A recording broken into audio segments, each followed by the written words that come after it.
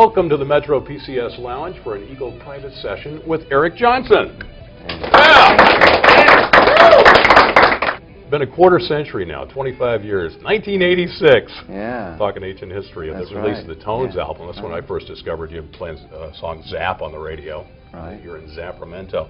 Yeah. But it wasn't until Via Musicom that you actually broke through and wore out my cassette copy. You'll have to sign that one for me if you would. Where's your 8-track? Actually, I have it on a cylinder. Oh, okay. Yeah, that'd be great. We were just talking about that yesterday. So we have a merch table where, you know, CDs, and we have records now, the LP of the new one. And we thought, well, we should put like an 8-track out there. Just, you know, we could like collect a bunch of them and get like a fake print and just have a stack of them. So people are like, you selling 8-tracks? We go, yeah, well, you know. Sure. It wouldn't have to be real. It could just be like a gag. Well, this is the album that really broke you through, and I hear a story. Is this true that your mom actually played a role in getting Cliffs of Dover recorded? Is that true, or is this an urban myth? You know, I started writing that song back when I was, I wrote it before I recorded the Tones record.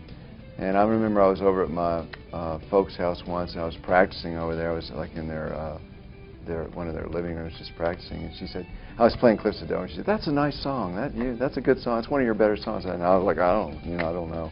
Well, she was instrumental in that instrumental, you might say.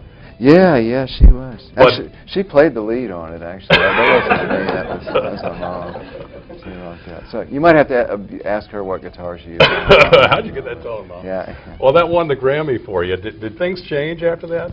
How did they did. You know, they started changing when we first got an opportunity to play on Austin City Limits. Now, your latest album, Up Close, you do a double tribute. You got the song called Austin, and you got the song Texas on there. Oh, yeah. I know. That was a double tribute. And Austin's almost like an autobiographical. Austin's just kind of about me growing up in Austin. I spent most of my life there, except for a little bit in New York and a little bit in L.A., and then I came back to Austin. I like living in Texas. But, yeah, it's just kind of about what I remember, what it was like when I was a kid and stuff. A lot of collaborations on there, too, with Steve Miller, Johnny Lang, Sonny Landreth, Jimmy Vaughn. Yeah. What's it like working with these guys, and did you accomplish what you wanted to? Well, it was wonderful. Yeah, you know, it's just I just kind of let it happen, see who showed up and who was available and stuff. Yeah, you forgot to mention Paul McCartney, though. He was in the Beatles. No, he wasn't in the Beatles. Let's open it up here. Anybody with some questions? Come on up here, or comments, or.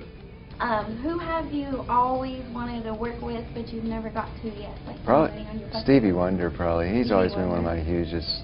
I love him. He's just great.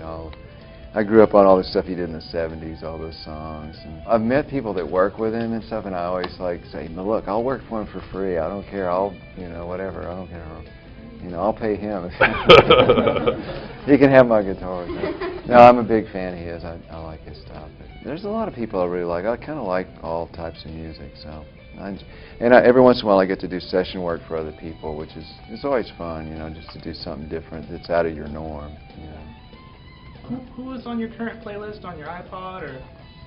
You mean new people? Oh, just in general. I like that. The world's tallest man on earth. I like his stuff. The folk singer. Have you heard him?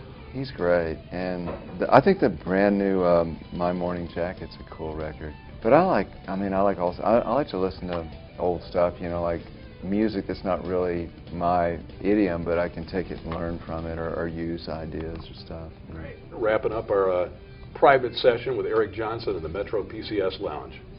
Thanks, sir. Thanks for coming out.